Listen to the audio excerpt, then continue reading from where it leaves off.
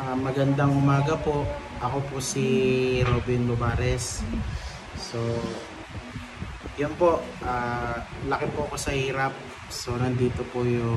dati nag-work po ako si waiter. So, ngayon, ang mama ko nandito po sa akin tabi. Ang trabaho niya po ay nagbabasahan. Tapos, nahinto po. Dahil drug dealer na po siya ngayon. Runner na po siya ng drugs.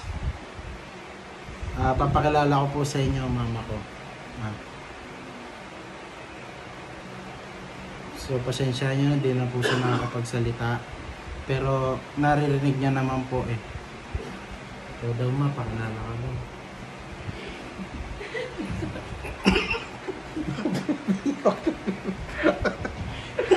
Mama! Wala na!